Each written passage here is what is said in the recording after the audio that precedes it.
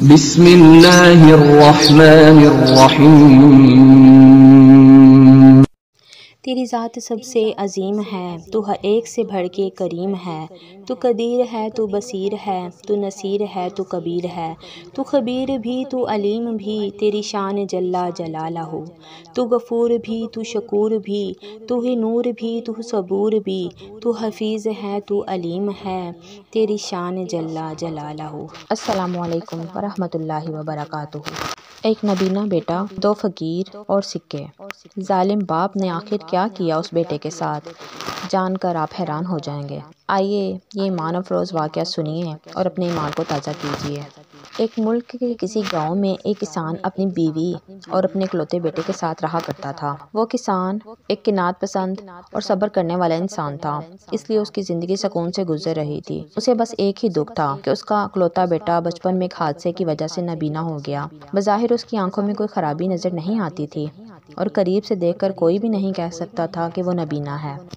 اس کسان نے اپنے بیٹے کے علاج معالجے میں کوئی کسر نہ چھوڑی، لیکن قدرت کو یہی منظور تھا کہ اس کے بیٹے کی بینائی بحال نہ ہوئی۔ ملک کے باہر سے آنکھوں کا ایک بہت بڑا معالج شہر میں آیا، یعنی علاج کرنے والا طبیب، حکیم، بہت بڑا حکیم۔ وہ بہت بڑا حکیم تھا اس وقت کا۔ وہ شہر میں آیا تو کسان نے سوچا کہ کیوں نہ میں اپنے بیٹے کو اس کے پاس لے کر جاؤں۔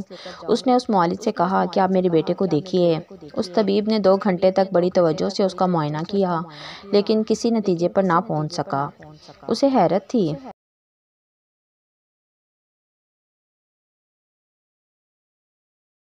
کہ جب آنکھوں کی ہر چیز ٹھیک ہے تو پھر آنکھیں کیوں نہیں دیکھ پا رہی ہیں۔ اس نے کہا مجھے نہایت افسوس ہے کہ میں آپ کے بیٹے کی کوئی مدد نہیں کر سکتا، کیونکہ میں اس کے نابینا پن کی وجہ نہیں سمجھ سکا، اس لیے علاج بھی نہیں کر سکتا۔ حوصلہ رکھیے اور اللہ سے دعا مانگتے رہیے، ممکن ہے کوئی معجزہ آپ کے بیٹے کی آنکھوں کی روشنی کو صحیح کر دے۔ طبیب نے کہا بالکل صحیح کہا تھا۔ معالج کی بات سن کر کسان اپنے حواس کھو بیٹھا۔ اس کے مزاج میں سختی، چڑچڑاپن اور بے رحمی پیدا ہوتی چلی گئی۔ اب وہ اپنے بیٹے کے ساتھ بیزاری کا برتاؤ کرنے لگا، سارا غصہ اس پر نکالنے لگا، حالانکہ نابینا پن میں اس بیچارے کا کوئی قصور نہیں تھا۔ وہ چپ چاپ ڈانٹ سہتا رہتا۔ باپ کا سارا غصہ اس پر نکل رہا تھا۔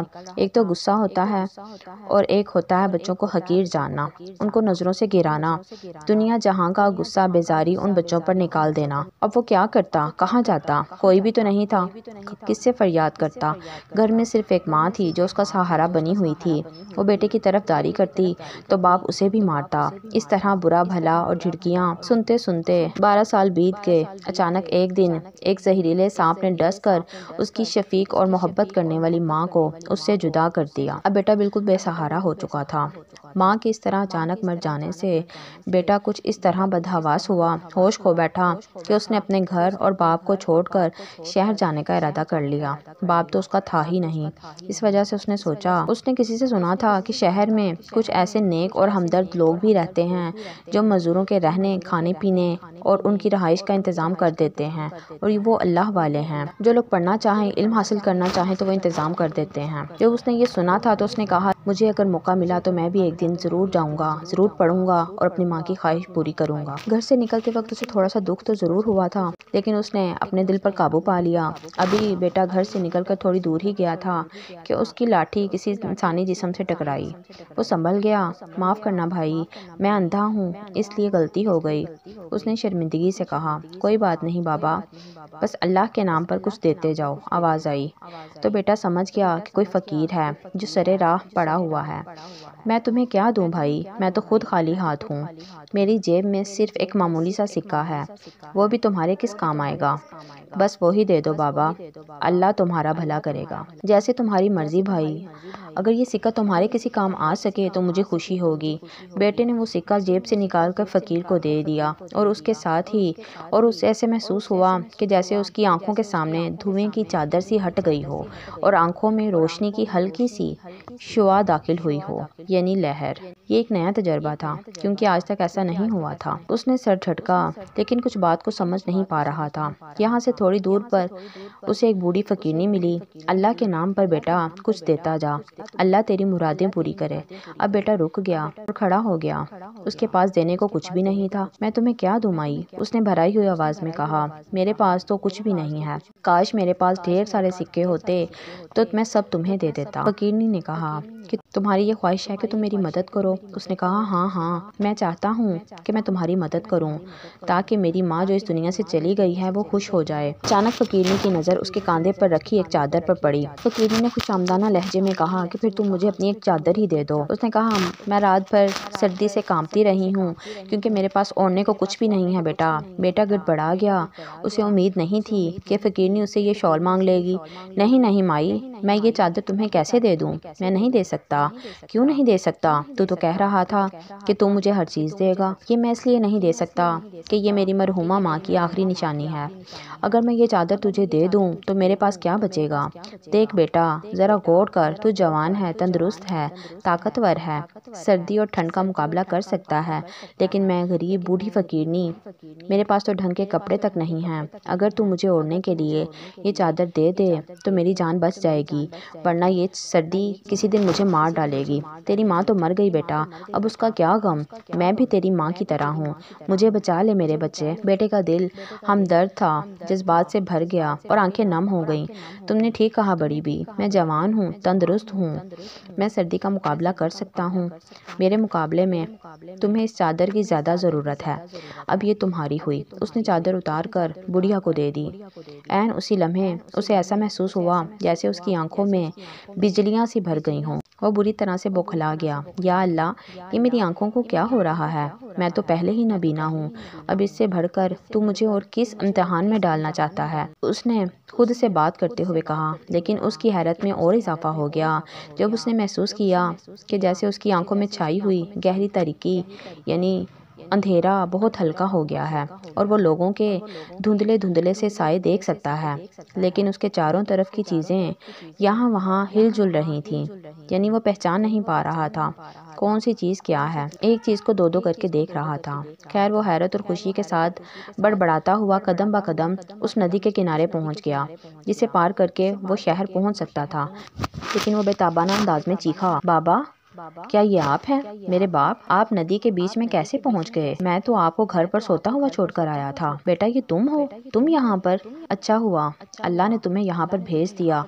ہاں میں تمہارا باپ ہوں، مجھے بچا لو میرے بچے، میں ڈوب رہا ہوں، میں ایک کائی زدہ چٹان سے چمٹا ہوا ہوں اور میں پھسل رہا ہوں، میں زیادہ دیر تک اسے پکڑے نہیں رکھ سکتا، مجھے بچا لو بیٹا، میری مدد کرو میرے بچے۔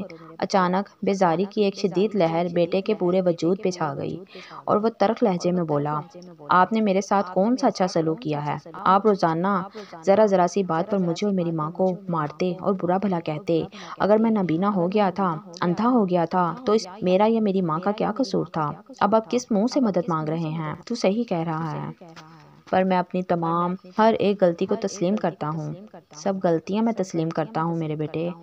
باپ کی آواز آئی، لیکن یہ وقت ان باتوں کا نہیں ہے، پہلے مجھے بچانے کی کوشش کرو۔ ہاتھ جوڑ کر اپنے رویے کی معافی مانگوں گا، لیکن بیٹا تو اسی کا تھا۔ اس نے کہا، میں آپ کی مدد کیوں کروں؟ جبکہ ماں کی تربیت یہ تھی کہ فوراً دوڑ کر مدد کرتا، لیکن باپ کے رویے کی وجہ سے، ماضی میں ہوئے پرانے سلوک کی وجہ سے وہ بھول نہیں پا رہا تھا۔ ابھی اس نے یہی کہا کہ میں آپ کی مدد کیوں کروں، تو اسے ایسے لگا کہ اس کی آنکھوں کے سامنے اندھیرا چھا رہا ہے، یعنی میں غلط راستے پر جا رہا ہوں۔ فوراً اس کے دل میں محبت کا جذبہ ابھرا۔ ٹھیک ہے، میں آپ کو بچانے کی پوری کوشش کرتا ہوں، آپ جیسے بھی ہیں میرے باپ ہیں اور میں آپ کو بچانا اپنا فرض سمجھتا ہوں۔ اتنا کہہ کر وہ بے دھڑک ندی میں کمر تک اتر گیا۔ یہ لے بابا جان، میری لاٹھی کو مضبوطی سے پکڑ لیں، میں آپ کو کھینچ لوں گا، حوصلہ رکھیں، آپ کو کچھ نہیں ہوگا۔ اور اتنا کہہ کر بیٹے نے اندازے سے اپنی لاٹھی باپ کی طرف بڑھائی، لیکن اب بہت دیر ہو چکی تھی اور اسے پہلے کہ اس کا باپ لاٹھی پکڑتا، پانی کے ایک زبردست ریلے نے اسے اٹھا کر دور پھینک دیا۔ الوداع میرے بچے، تم نے مجھے بچانے میں بہت دیر کر دی۔ ان الفاظ کے ساتھ ہی کسان بہتا ہوا بہت دور نکل گیا۔ بیٹا زاروں قطار پھوٹ پھوٹ کر رو رہا تھا۔ روتا ہوا ندی کے کنارے سے نکل کر درخت کے نیچے آ بیٹھا۔ تم بھی مجھے چھوڑ گئے، تم بھی میرا ساتھ چھوڑ گئے بابا۔ ماں تو پہلے ہی جا چکی تھی، یتیم ہو گیا میں، اب میں دنیا میں بالکل اکیلا رہ گیا ہوں، میں کس کے سہارے جیوں گا بابا؟ اچانک اس نے اپنے کاندھے پر کسی کا نرم ہاتھ محسوس کیا۔ نہ رو بچے، نہ رو، کوئی اندیکھا وجود کہہ رہا تھا، یہ تو خوشی منانے کا ٹائم ہے بیٹا، تیرا باپ مرا نہیں، زندہ ہے اور گھر پر تیرا انتظار کر رہا ہے۔ اور سن، اپنی بند آنکھیں کھول کر روشنی اور خوبصورت دنیا کو دیکھ۔ ہاں، ڈر مت، اپنی آنکھیں کھول۔ اللہ نے تجھ سے خوش ہو کر تیری بینائی کو واپس لوٹا دیا ہے، تیرے اندھے پن کو دور کر دیا ہے۔ یہ امتحان تھا تیرا کہ تو ہر ایک کی مدد کر رہا تھا، لیکن تو نے تو اس ظالم کی بھی مدد کی جس نے بچپن سے لے کر جوانی تک تجھ پر ظلم کیا۔ لیکن وہ ظالم کوئی اور نہیں تھا، تیرا باپ تھا۔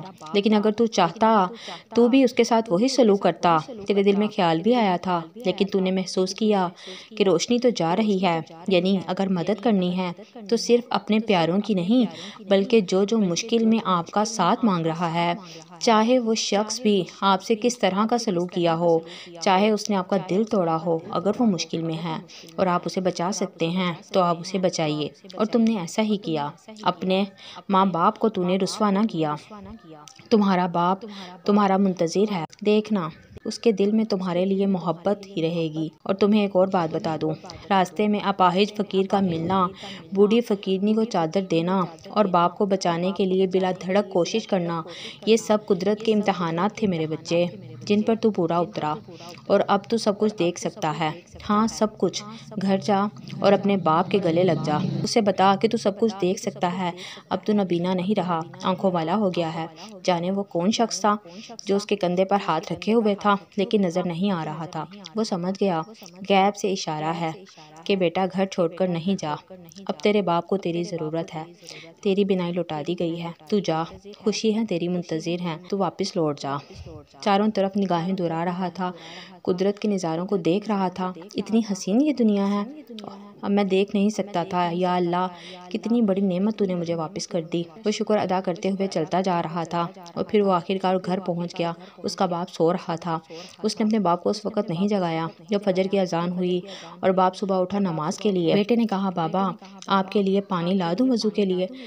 وہ حیران ہوا کہ میرا بیٹا دیکھ سکتا ہے۔ بیٹے نے کہا، آپ جو محسوس کر رہے ہیں اس کی تصدیق کر دیتا ہوں، ہاں میں دیکھ سکتا ہوں۔